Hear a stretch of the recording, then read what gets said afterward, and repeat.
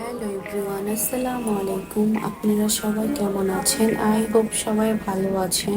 আলহামদুলিল্লাহ, আমিও আপনাদের দোয়ায় খুবই ভালো আছি। কে কোন জায়গা থেকে আমার এই ভিডিওটা দেখতেছেন অবশ্যই কমেন্টে বলে যাবেন। আর আজকে আমি যাচ্ছি মক্কাতে ডক্টর দেখাবো।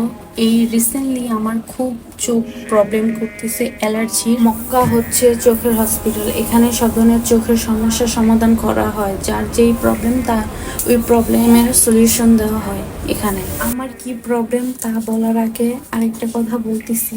এই জায়গার রাস্তাটা দিয়ে আমি যখন যাই আমার খুবই ভালো লাগে। এই জায়গার রাস্তাটা সবসময় নির্জন থাকে আর পরিবেশটাই কিরকম শান্ত থাকে তার জন্য। যাই হোক, এই তো মক্কা এসে পড়েছি। ওই মক্কায় যখন ঢুকেছি বলে যে এই মক্কায় না সামনে আরেকটা মক্কা হয়েছে দুতলা, ওইটার মধ্যে যান।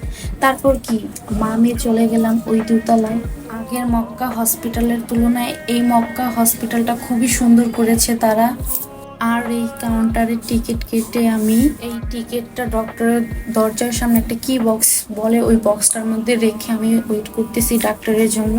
তারপর আমার নাম ধরে ডেকে আমাকে ভিতরে নিয়ে এসে চেক আপ করলো। চোখের দেখলো কি প্রবলেম। আমি দূরের জিনিস দেখি কম আর আমার মাথা ব্যথা করে। আর সবচেয়ে বড় কথা হলো আমার চোখে অ্যালার্জি, তার জন্য আমার আসা হয়েছে এই মক্কা।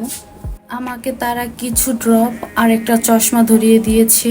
এখন মানুষ আমাকে ভেঙ্গাবে, আগে আমি মানুষকে ভেঙ্গাতাম কানা বলে। যাই হোক, এই কষ্টে মা মেয়ে জমজমে 7 তলায় ফুডকোর্টে উঠে গিয়েছি। তারপর খাবার অর্ডার দিয়ে আমরা খেয়ে বাসায় চলে এসেছি। Thank you watching. আমার ভিডিওটা ভালো লাগলে লাইক ফলো শেয়ার করে দিবেন।